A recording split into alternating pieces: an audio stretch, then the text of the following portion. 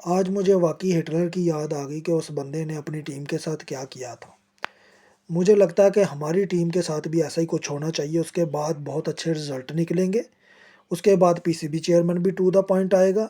उसके बाद जो ये सिफ़ारशी जितना सीनियर प्लेयर बीच में बढ़ गया था, आज सबको नंगा करके जिस तरह से श्रीलंका ने बजाया, सैल्यूट है इनको कि इन्होंने इस सो कॉल्ड घटिया तरीन क्रिकेट, सीनियर प्लेयर की क्रिकेट मोनोपोली को नंगा कर दिया। जो कहते थे कि शादाब को कैप्टन बना दो, आज 1 ओवर में 3 छक्के मार के उसकी मंजी पाड़ के रख दी उन्होंने। फिर शाहीन आया कि मैं मैच अपने ओवर के ज़रिए से जिताऊँगा, मैं 1 डाउन पाकिस्तान को जिता दूँगा।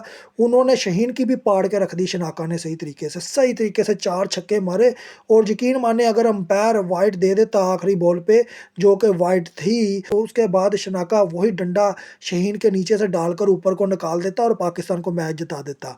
आज आपकी क्रिकेट इतनी घटिया तरीन क्रिकेट हो चुकी है कि हम उन प्लेयर्स का नाम लेते हैं जिनका नाम लेना भी नहीं चाहिए, बल्कि इनका हिस्ट्री से नाम मिटा देना चाहिए।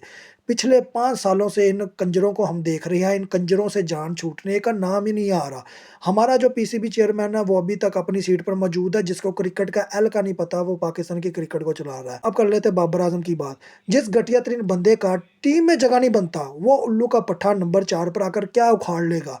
अब सलमान आगा कह रहा है जी हम तो आखिर में 3 ओवर सही तरह से नहीं कराए पे। अबे उल्लू के पट्टे, जब तुम लोगों ने बैटिंग ही सही तरीके से नहीं की, आप 15 ओवरों में 180 मार गए, उसके बाद 20 ओवरों में आप 210 जैसा स्कोर लगा रहे हो, तो डूब के मरने का मकाम है तेरा, डूब के मर जाने का मकाम है माइक हासिन का, डूब के मर जाने का मकाम है। जितने भी सिलेक्टर्स थे, जितने भी कोच थे, जितनी भी टीम थी, लाख की लानत है पूरी पाकिस्तानी अवाम की तरफ से कि श्रीलंका ने इतने गोल्डन चांस दिए कि आप मैच जीत लें, आप मैच जीत लें। उन्होंने कहा इन कंजरों ने तो मैच जीतना ही नहीं है, ये तो कंजर जीतने ही नहीं आए। अगर ये कंजर जीतने आते तो ये 210 पे आउट होते, ये कंजर जीतने आते तो शहीन शाह अफरीदी 1 ओवर में 4 छक्के खाता, शादाब 1 ओवर में 3 छक्के खाता। उसने कहा अगर ये कंजर जीतने आए हैं तो अबरार क्या करता, और इधर से उस्मान तारिक क्या करता। मुझे बताएं कि उस्मान तारिक के सर पर ही पूरी टीम चलानी थी, पूरा उस्मान तारिक ने ही होल्ड करना था। ऐसे कंजरों की टीम बना दी है, ऐसे कंजर बड़े पड़े हैं जिनकी टीम में ज़रूरत नहीं है।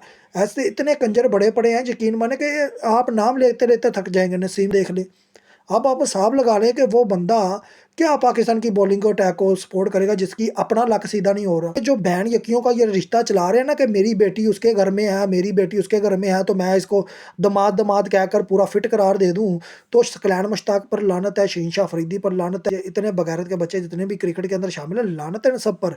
ये देखे हफीज़ भी बकवास करे तो वो भी टाइम पर डायरेक्टर रह चुका, तो उसने भी कोई एल नहीं उखाड़ा। उस टाइम बाबर आजम खेल रहा है, आज भी आप देख लें कि सीनियर प्लेयर नंगे हो गए हैं आपके, आपका बॉलिंग अटैक नंगा हुआ है, जिसमें आपको पता होना चाहिए कि सलमान मिर्ज़ा को खिलाने की बजाय आज हमने शहीन अफरीदी को खिलाया, हमने सो कॉल्ड नसीम शाह को कम बैक कराया, शादाब खान, उन्होंने सबके अंदर डंडे डालकर बाहर निकाल दिए।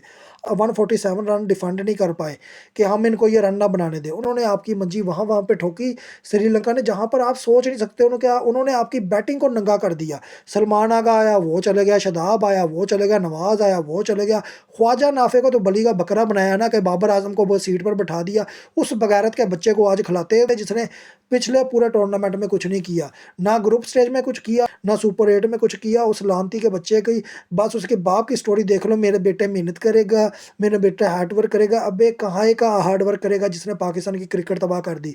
पिछले 5 सालों में आप सिर्फ में आप यही नाम सुनते होंगे। अब नसीम शाह कर ले, शहीन शाह अफरीदी कर ले, शादाब कर ले, बाबर आजम कर ले, फ़हीम अशरफ कर ले, आपको यही नाम नज़र आते होंगे। फिर नवाज़ कर ले।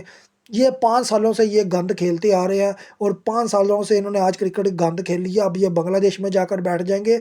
यही मैं पाकिस्तानी अवाम को समझाने की कोशिश कर रहा हूँ कि इन पर लानतें डालें, इनकी मिट्टी पलीत करके रख दें, इनको इन्हें महसूस हो।